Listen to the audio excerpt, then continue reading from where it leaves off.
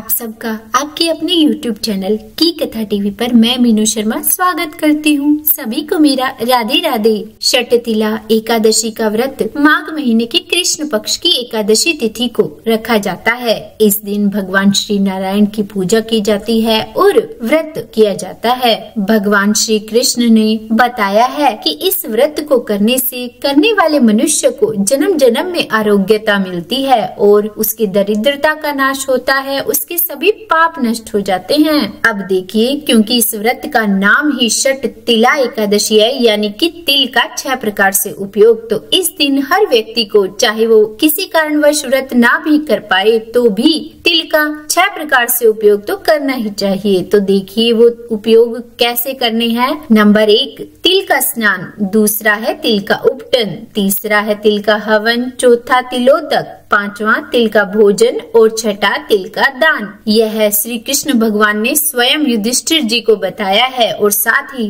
उनसे यह भी कहा कि इस दिन जो व्यक्ति जितने तिल का दान करता है वह उतने ही साल स्वर्ग में भी निवास करता है। तो इसीलिए इस व्रत को हर मनुष्य को करना ही चाहिए। और क्योंकि एकादशी का व्रत सभी व्रतों में श्रेष्ठ है, तो चलिए हम जान लेते हैं कि इस बार माघ महीने के कृष्ण पक्ष की षटतिला एकादशी तिथि कब शुरू होगी, कब समाप्त होगी, इसका व्रत कब रखा जाएगा, इसके शुभ मुहूर्त के बारे में, इसके पारण के समय के बारे में, इसके महत्व और पूजा विधि के बारे में। तो हो सके वीडियो को अंत तक देखिएगा और वीडियो अच्छी लगे तो लाइक एंड शेयर कीजिएगा और चैनल पर नए हैं तो सब्सक्राइब भी कर ही दीजिएगा। तो देखिए, इस बार हमारे हिंदू पंचांग के अनुसार यह जो एकादशी तिथि है वो प्रारंभ होगी 24 जनवरी शुक्रवार को शाम 7:26 पर और समाप्त होगी 25 जनवरी शनिवार को रात 8:21 पर। तो ऐसे में षटतिला एकादशी का व्रत उदय तिथि के आधार पर 25 जनवरी शनिवार को किया जाएगा। इस दिन ब्रह्म मुहूर्त का समय रहेगा सुबह 5:36 से लेकर 6:24 तक और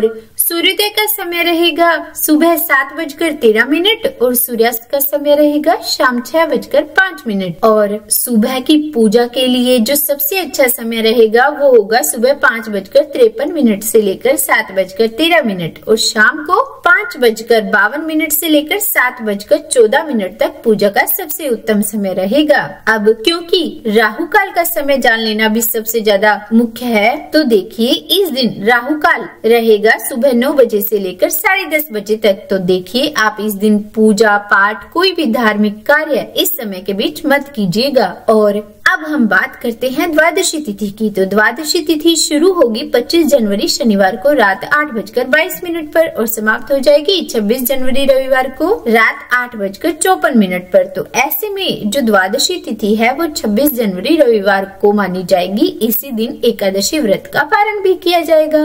इस दिन ब्रह्म मुहूर्त का समय रहेगा सुबह 5:36 से लेकर 6:24 तक और इस दिन सूर्योदय का समय रहेगा सुबह 7:12 और सूर्यास्त का समय रहेगा शाम 4:06। इस दिन पूजा का सबसे उचित समय रहेगा सुबह 5:52 से लेकर 7:12 तक और शाम को समय रहेगा 5:51 से लेकर 7:13 तक और राहु काल का समय रहेगा इस दिन शाम 4:30 बजे से लेकर 6 बजे तक। अब व्रत के पारण के मुहूर्त के बारे में जानने से पहले हम जान लेते हैं कि हरिवासर का समय कब समाप्त होगा। तो देखिए इस बार हरिवासर का समय 26 जनवरी रविवार को सुबह 2 बजे यानी कि जल्दी ही, या फिर कह लीजिए कि 25 जनवरी शनिवार की मध्य रात्रि को 2 बजे समाप्त हो जाएगा। तो इसीलिए जो एकादशी व्रत के पारण का मुहूर्त होगा वो होगा 26 जनवरी रविवार को सुबह 7:12 से लेकर 9:05 तक। देखिए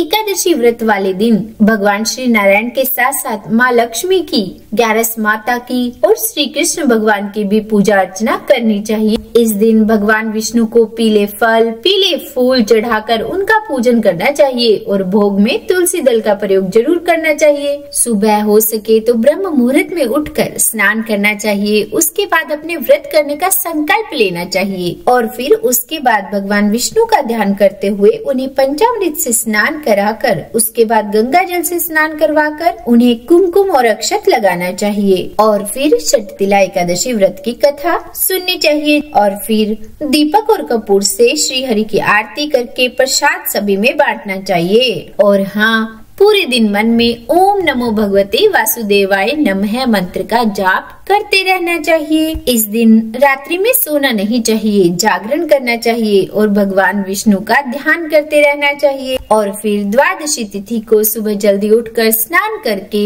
और फिर भगवान विष्णु की पूजा करके पहले दान करना चाहिए। उसके बाद व्रत पारण के मुहूर्त में अपना व्रत पारण करना चाहिए। और व्रत पारण करने से पहले हो सके तो आप किसी ब्राह्मण को अपने घर बुलाकर उन्हें बिठाकर उन्हें भोजन जरूर करवाइए। और हाँ, तिल का दान आप अवश्य कीजिएगा। तो उम्मीद है जानकारी पसंद आई होगी। अगर वीडियो में दी जानकारी पसंद आई हो तो वीडियो को लाइक एंड शेयर कीजिएगा और चैनल पर नए हैं तो सब्सक्राइब भी कर ही दीजिएगा और चैनल से जुड़े रहिए। तो बोलिए राधे राधे।